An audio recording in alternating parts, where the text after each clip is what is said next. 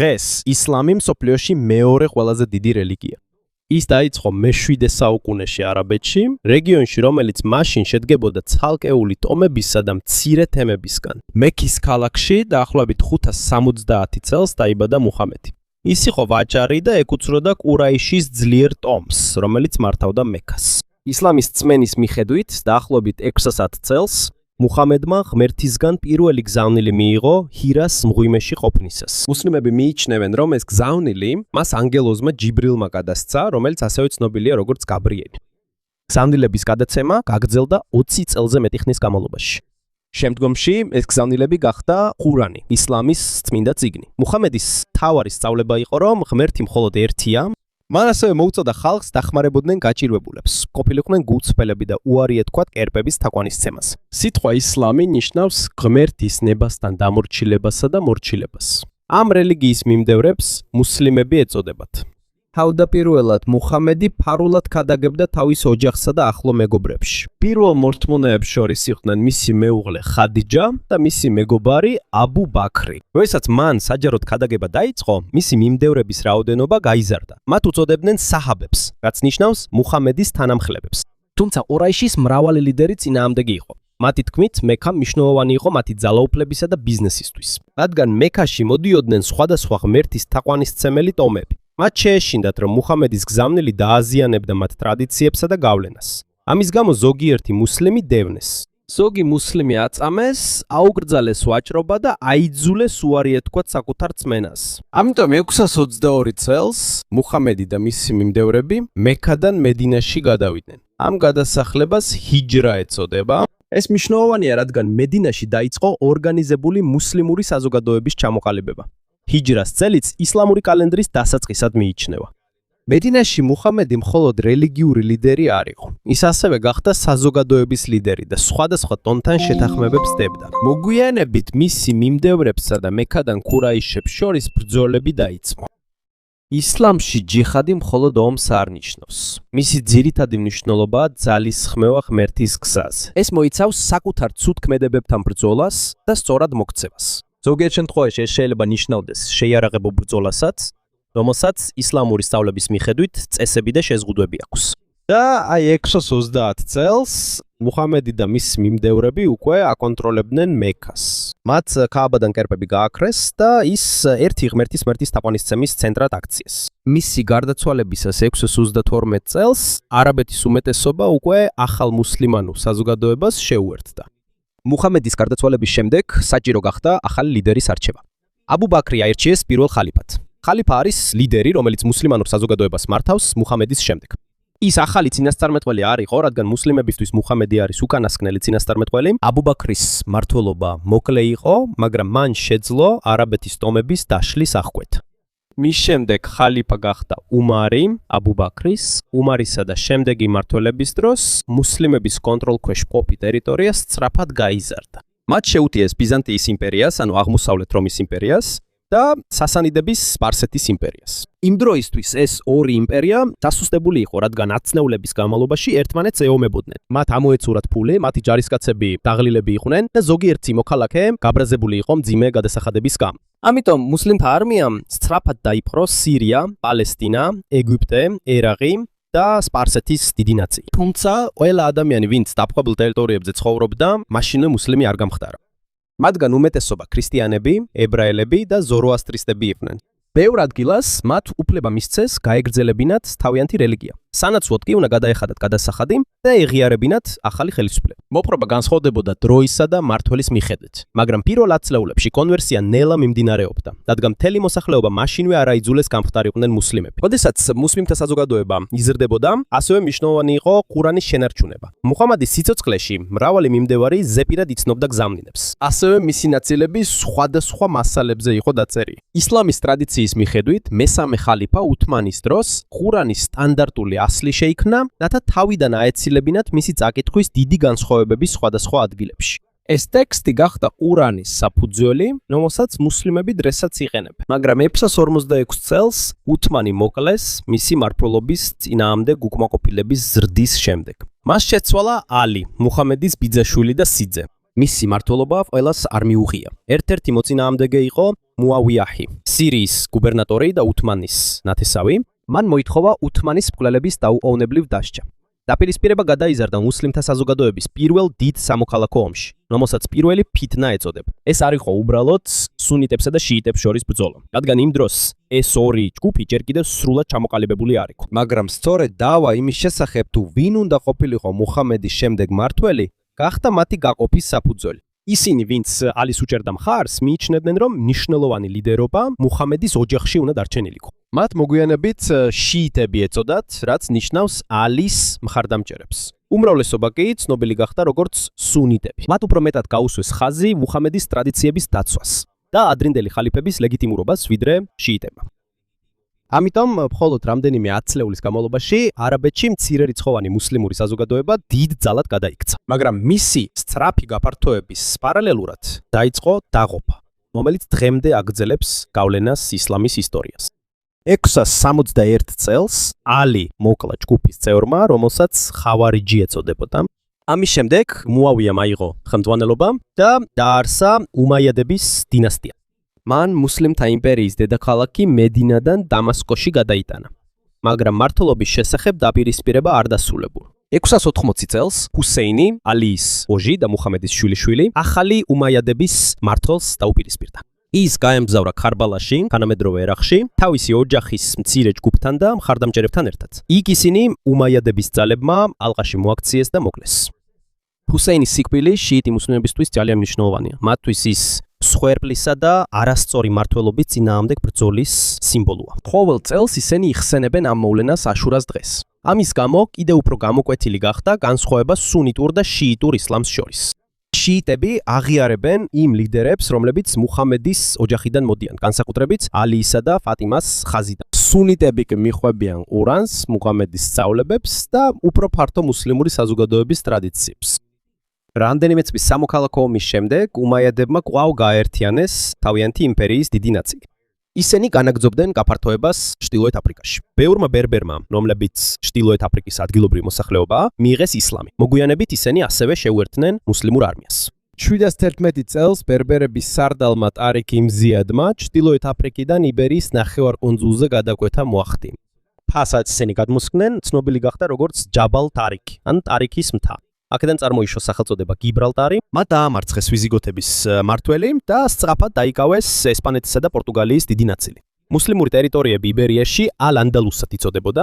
უმაიადების იმპერიის ყველაზე ფართო ტერიტორიაზე, იგი ესპანეთიდან ცენტრალურ აზიამდე და დღევანდელი პაკისტანის ტერიტორიებამდე ვრცელდებოდა, მაგრამ მისი მოსახლეობის უმეტესობა ჯერ კიდევ მუსლიმი არ იყო. ბევრ ახალ მოქცეულს, რომლებიც არაბები არ იყვნენ, მავალი ეწოდებოდათ. მიუხედავად იმისა, რომ ისინი უკვე მუსლიმები იყვნენ, არაბი მმართველები და ოფიციალური პირები მათ ხშირად მაინც დაბლა უყურებდნენ. ამან დიდი რისხვა გამოიწვია უმაიადების მთავრობის წინააღმდეგ. 747 წელს, ჩვენი წელთაღრიცხვით, ხორასანში დაიწყო აჯანყება რეგიონში, რომელიც იმ დროს ირანის, ავღანეთისა და ცენტრალური აზიის რამდენიმე ნაწილს მოიცავდა. ამ აჯანყებას ხელმძღვანელობდა აბასიდების ოჯახი, რომლებიც აცხადებდნენ, რომ აბასის მუჰამედის ბიძის შთამომავლები იყვნენ. 750 წელს მათ დაამარცხეს უმაიადები დაზზაბის ბრძოლაში. მათ მოკლეს ყოფილი მმართველი ოჯახის უმეტესობა. ხოდ ერთი უმაიადთა პრინცი, სახელად აბდალ-რაჰმანი, გადაურჩა. ის ალ-ანდალუსში გაიქცა და მან კორდობაში საკუთარი მთავრობა დაარსა 756 წელს. ამ დროს აბასიდებმა ახალი დედაქალაქი ბაღდადში დაარსეს, რავი საუკუნეში. ის სწრაფად გახდა ერთ-ერთი ყველაზე დიდი და მდიდარი ქალაქი მსოფლიოში. აქ გაერთიანდა ცოდნა საბერძნეთიდან, სპარსეთიდან, ინდოეთიდან და სხვა ადგილებიდან. მრავალი წიგნი მეცნიერების, ფილოსოფიის, მედიცინისა და მათემატიკის შესახებ ითარგმნა არაბულ ენაზე. დროის პერიოდში, რომელსაც ხშირად ისლამურ ოქროს ხანას უწოდებენ, მუსლიმმა, ქრისტიანმა, ებრაელმა, სპარსელმა და სხვა მეცნიერებმა მნიშვნელოვანი კვლევები ჩაატარეს ალგებრაში, ასტრონომიაში, მედიცინაში, ინჟინერიასა და გეოგრაფიაში. ამ პერიოდში შიიტურ ისლამში გაჩნდა სხვადასხვა ჯგუფები, მათ შორის თველვერები, ისმაილიტები და ზაიდიტები. ასევე გავრცელდა სუფიზმი. სუფიზმი არის ისლამის ცხოვრების წესი, რომელიც განსაკუთრებულ ყურადღებას აქცევს ღვთისთან ღრმა ურთიერთობას, ლოცვას, თვით დისციპლინას და სიმდიდრისა და ძალაუფლების ზედმეტი სურვილისგან თავის შეკავებას. ისლამის გავრცელებაში მხოლოდ ჯარისკაცებს არ მიუღიათ მონაწილეობა. დიდ როლს ასრულებდნენ ვაჭრებიც. დასავლეთ აფრიკაში მუსლიმი ვაჭრები გადაკვეთდნენ საჰარასა და საჰელს, რათა გაეცვალათ ოქრო, მარილი, ქსოვილი და სხვა პროდუქტები. ვაჭრობაში ასევე შედიოდა მონების ყიდვა-გაყიდვაც.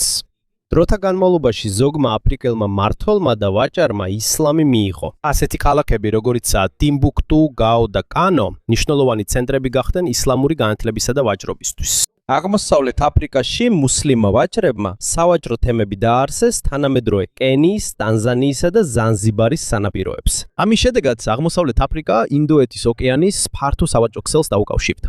გემებისა და სავაჭრო მარშრუტების საშუალებით ისლამი ინდოეთსა და სამხრეთ აღმოსავლეთ აზიამდე გავრცელდა. ცენტრალურ აზიაში მრავალი თურქული ჯგუფი ისლამზე მოექცა. მათ შორის ერთ-ერთი ყველაზე ძლიერი იყო სელჯუკები. მათ დიდი იმპერია შექმნეს და 1055 წელს ბაღდადი დაიკავეს, სადაც აბასიდების ხასიდების ხალიფა რელიგიურ სიმბოლოდ დარჩა. მაგრამ ნამდვილი სამხედრო და პოლიტიკური ძალა სელჯუკთა სულთანს ეკუთვნოდა. ულამები, ანუ ისლამური სწავლულები კი რელიგიური კანონებისა და სწავლებების განმარტებაში ეხმარებოდნენ. 1071 წელს სელჯუკთა სულთანმა ალფ-არსლანმა მანზიკერტის ბრძოლაში ბიზანტიის იმპერია დაამარცხა. ამ გამარჯვებამ ანატოლიის დიდი ნაწილი, ან დღევანდელი თურქეთი, თურქი მუსლიმების შესვლისა და დასახლებისთვის გახსნა. მალე ევროპიდან ქრისტიანმა მმართველებმა ჯვაროსნული ლაშქრობები წამოიწყეს. 1089 წელს ჯვაროსნებმა იერუსალიმი დაიპყრეს და ახლო აღმოსავლეთში რამდენიმე ქრისტიანული სახელმწიფო დაარსეს. მაგრამ იმ დროს მუსლიმი მმართველები დაყოფილნი იყვნენ, ამიტომ უჭირდათ ჯვაროსნებთან ერთიანად ბრძოლა. ეს გაძლიერდა სალაჰ ად-დინის, ქურთი სამხედრო ლიდერის ხელმძღვანელობით, რომელიც ეგვიპტისა და სირიის მმართველი გახდა. 1187 წელს მან დაამარცხა დიდი ჯვაროსნული არმია და იერუსალიმი კვლავ დაიპყრო. ამასობაში ისლამი ცენტრალურ და აღმოსავლეთ აზიაში ვრცელდებოდა ვაჭრებისა და სუფი მასწავლებლების მეშვეობით. ერთ-ერთი პირველი ცნობილი მონღოლი მმართველი, რომელიც მუსლიმი გახდა, იყო ბერქე-ხანი, ჩინგის-ხანის შვილიშვილი. ზუსტი მიზეზი მისი მოქცევისა უცნობია, მაგრამ ნათელია, რომ ის უკვე მუსლიმი იყო 1258 წელს ბაღდადზე თავდასხმების დროს. იმ წელს მისი ბიძაშვილი ჰულაგუ-ხანი ხელმძღვანელობდა მონღოლთა არმიას ბაღდადის წინააღმდეგ. ქალაქი დაიპყრეს და გაანადგურეს, იქ მმართველი უკანასკნელი აბასიდი ხალიფაც მოკლეს, რითაც დასრულდა აბასიდების პირდაპირი მმართველობა ბაღდადში. ეს მუსლიმური სამყაროსთვის დიდი დარტყმა იყო, მაგრამ ამან ისლამი საბოლოოდ ვერ დაასუსტა. დროის გასვლასთან ერთად, ბევრი მონღოლი მმართველი და მათი ქვეშევრდომებიც მუსლიმები გახდნენ. ამიტომ, მიუხედავად იმისა, რომ მონღოლებმა ბევრი მუსლიმური მიწა დაიპყრეს, ისლამი ნელ-ნელა გახდა მთავარი რელიგია მათი სამეფოებიდან ზოგიერთში. ისლამი ბოლომდე არ გაქრა, მას შემდეგ, რაც მონღოლებმა ბაღდადი გაანადგურეს. პირიქით, ბევრი მონღოლი მმართველი მოგვიანებით თავადაც ამ რელიგიას მიემხრა. შემდეგი საუკუნის განმავლობაში რუსეთის ოქროს ურდოს, სპარსეთის ილხანატის და ცენტრალური აზიის რამდენიმე მონღოლური სამეფოს მნიშვნელოვანი ლიდერები მუსლიმები გახდნენ. ამიტომ მუსლიმური რელიგია და კულტურა კვლავად ვრცელდებოდა, მიუხედავად იმისა, რომ ყოფილი დიდი ხალიფატი დაიშალა. ამასობაში სამხრეთ აღმოსავლეთ აზიაში ისლამი მშვიდად ვრცელდებოდა. ის ძირითადად არ მოსულა დიდი მუსლიმური არმიის მეშვეობით, ის უფრო მეტად გავრცელდა არაბეთიდან, სპარსეთიდან, ინდოეთიდან და აზიის სხვა ნაწილებიდან ჩამოსული ვაჭრების წყალობით. ისინი ჩადიოდნენ პორტებში სანელებლების, ქსოვილების, ოქროსა და სხვა პროდუქტების საყიდლად და გასაყიდად. ზოგიერთმა იქ დასახლება გადაწყვიტა, მათ ადგილობრივებზე დაქორწინდნენ და მუსლიმური თემები ჩამოაყალიბეს. ერთ-ერთი პირველი მნიშვნელოვანი მუსლიმური სახელმწიფო იყო სამუდერა პასაი, ჩრდილოეთ სუმატრაზე. მე-13 საუკუნის ბოლოსთვის ეს ადგილი ვაჭრობისა და ისლამის სწავლების ცენტრად იქცა. მისი მდებარეობა მნიშვნელოვანი იყო, რადგან ახლოს მდებარეობდა მალაკის სრუტესთან, რომელიც გემებისთვის ერთ-ერთი მთავარი მარშრუტია ინდეთს, ჩინეთსა და სამხრეთ აღმოსავლეთ აზიას შორის. როდესაც ადგილობრივი მმართველი მუსლიმი ხდებოდა, მას უფრო უადვილდებოდა მუსლიმებთან ვაჭრობა. ვაჭარი. ხშირად მის ოჯახს, მოხელეებს და ზოგიერთ ქვეშევრდომსაც მიყვებოდნენ. თუმცა ძველი რელიგიები მაშინვე არ გამქრალა. ბევრ ადგილას ისლამი ნელ-ნელა ვრცელდებოდა და ადგილობრივ ტრადიციებთან ერეოდა. ანატოლიაში კი, რომელიც ახლა თურქეთის ნაწილია, სუფი მოძრაობები გავრცელდა. ერთ-ერთი ყველაზე ცნობილი იყო მევლევი ორდენი, რომელიც პოეტ ჯალალ ალ-딘 რუმის მიმდევრებმა ჩამოაყალიბეს. ისინი ცნობილნი იყვნენ რიტუალით, რომელსაც მბრუნავი დერვიშები ეწოდება. ისინი ტრიალებენ ლოცვისა და მუსიკის მოსმენისას, როგორც ღმერთთან მიახლოების გზის ნაწილი. ეს უბრალოდ გასართობი ცეკვა არ არის. ეს არის რელიგიური პრაქტიკა, რომელიც სიმბოლურად გამოხატავს საკუთარი სიამაყის უარყოფას და ღმერთზე კონცენტრირებას. მე-14 საუკუნისთვის მუსლიმური სამყაროს დიდი ნაწილი გაყოფილი იყო. ეგვიპტესა და სირიაში მამლუქები მართავდნენ. მამლუქები ყოფილი მონები იყვნენ, რომლებიც ჯარისკაცებად გაწურთნეს და შემდეგ ძლიერ მმართველებად იქცნენ. სპარსეთში არსებობდა სამეფოები, რომლებიც მონღოლური სპარსეთიდან წარმოიშვნენ. ანატოლიაში კი მრავალი პატარა თურქული სახელმწიფო იბრძოდა მიწისა და ძალაუფლებისთვის. ამ სახელმწიფოებს შორის ერთ-ერთ ყველაზე პატარას ოსმან პირველის ხელმძღვანელობით მართავდნენ, მის სახელიდან წარმოიშვა სიტყვა ოსმალი. მისი ტერიტორია ჩრდილო-დასავლეთ ანატოლიაში მდებარეობდა, მაგრამ მისი შვილებმა და მომდევნო მმართველებმა გააფართოვეს ეს ტერიტორია ომით, შეთანხმებებით და ბიზანტიის იმპერიის დასუსტებული მიწების დაპყრობით. პატარა სამეფოდან ოსმალეთის იმპერია ჩამოყალიბდა. ოსმალები გადავიდნენ სამხრეთ-აღმოსავლეთ ევროპაში და დაიპყრეს ბალკანეთის დიდი ნაწილი, მათ შორის ბულგარეთის, სერბეთის, ბოსნიის, საბერძნეთისა და ალბანეთის ტერიტორიები. მაშინვე ყველა იქ ცხოვრობი ადამიანი მუსლიმი არ გამხდარა. ბევრი მართლმადიდებელი ქრისტიანი და ებრაული საზოგადოება აგრძელებდა საკუთარ რელიგიას, ზოგიერთი ადგილობრივი მუსლიმი გახდა ნამდვილი რწმენის გამო. სხვები კი უკეთესი სამუშაო შესაძლებლობებით მოიხიბლნენ. დაბალი გადასახადები. ოპოზიცია ოსმალეთის მთავრობასა და სამხედრო ძალას. 1453 წელს სულთან მეჰმედ მეორემ კონსტანტინოპოლს შეუტია. ეს იყო ბიზანტიის იმპერიის დედაქალაქი და ერთ-ერთი ყველაზე მნიშვნელოვანი ცენტრი მართლმადიდებლური ქრისტიანობისთვის. ოსმალეთის არმიამ დიდი ქვემეხები გამოიყენა ქალაქის ძლიერი კედლების დასანგრევად. თითქმის ორთვიანი ალყის შემდეგ კონსტანტინოპოლი დაეცა. აქ დასრულდა ბიზანტიის იმპერია, მეჰმედმა ქალაქი ოსმალეთის იმპერიის ახალ დედაქალაქად აქცია. შემდგომში ქალაქი უფრო ცნობილი გახდა როგორც სტამბოლი, მან ყველა ქრისტიანი არ გააწეო. მან დაუშვა მართლმადიდებელი ეკლესიის ფუნქციონირება ოსმალეთის მთავრობის კონტროლის ქვეშ. მაგრამ აშკარაა, რომ ყოფილი ქრისტიანული იმპერიის ცენტრი ახლა რეგიონის ყველაზე ძლიერი მუსლიმური იმპერიის დედაქალაქია.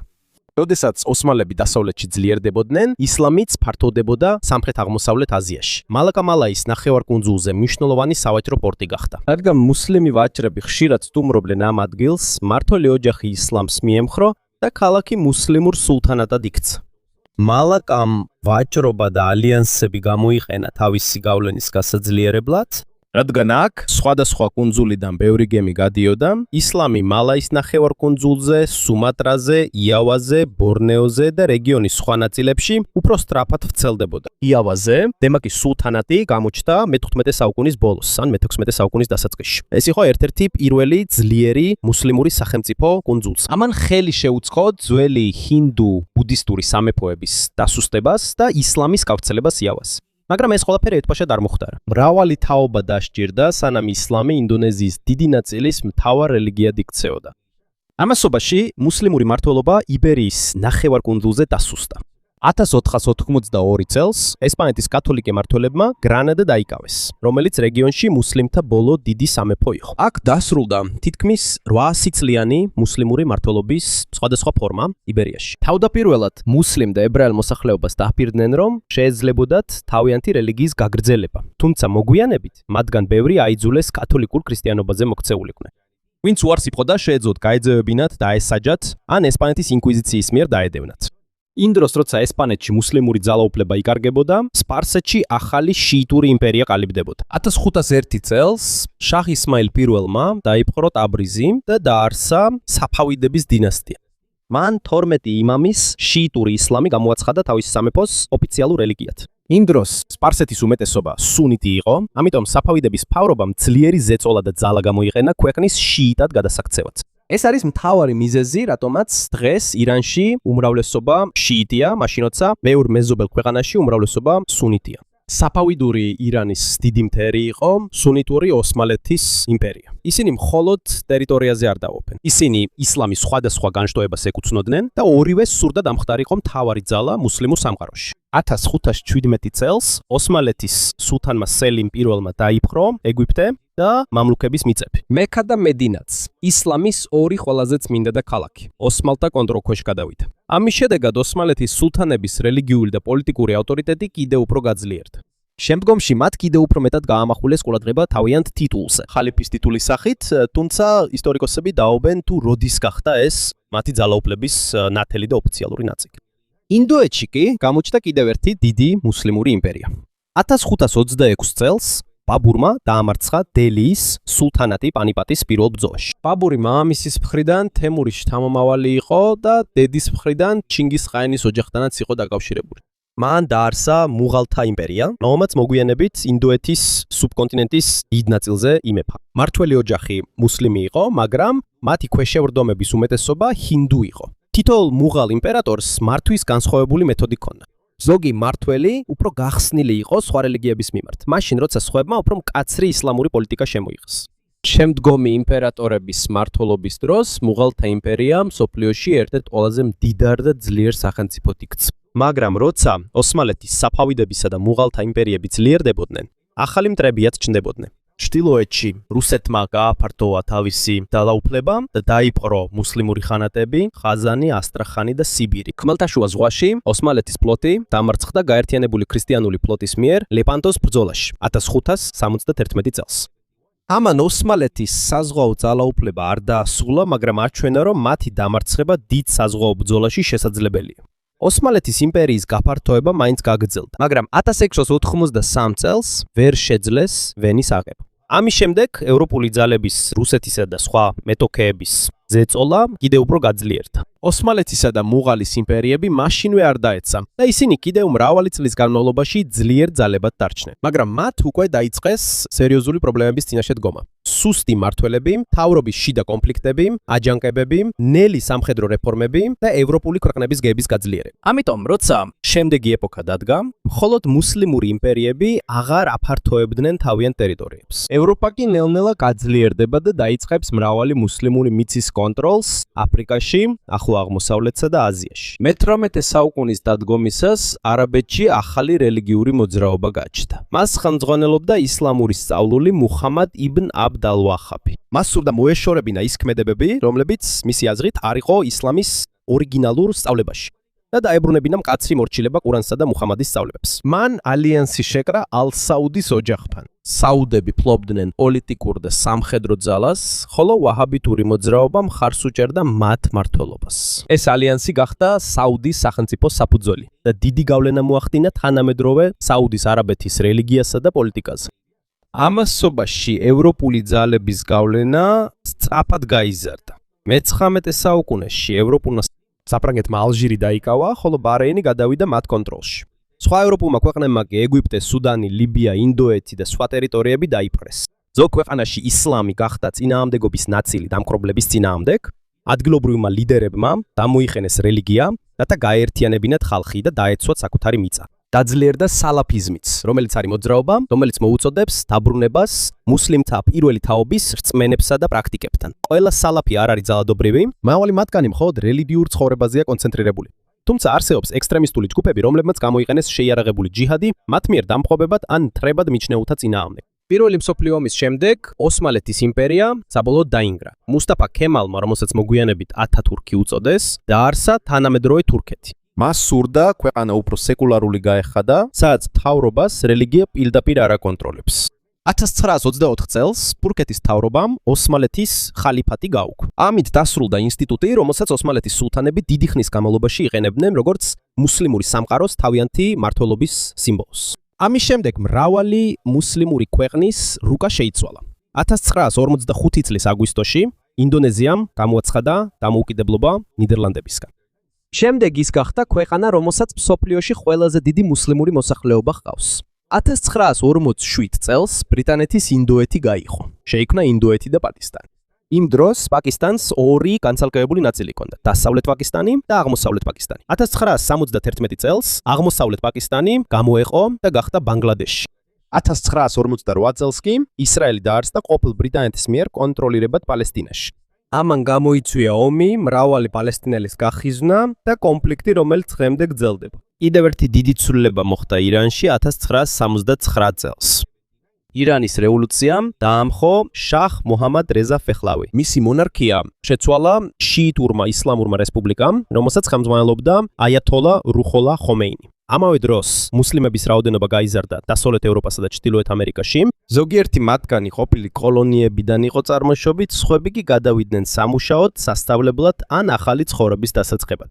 ისინი გახდნენ იმ ქვეყნების კულტურისა და საზოგადოების ნაწილი, სადაც გადავიდნენ, თუმცა მათ ასევე განიცადეს მრავალი დისკრიმინაცია და არასწორი დამოკიდებულება მათი რელიგიის მიმართ. ეს განსაკუთრებით გამწვავდა 2001 წელს 11 სექტემბრის თავდასხმების შემდეგ. იმ დღეს ექსტრემისტულმა ქსელმა ალ-ქაიდამ შეერთებულ შტატებზე თავდასხმა განახორციელა.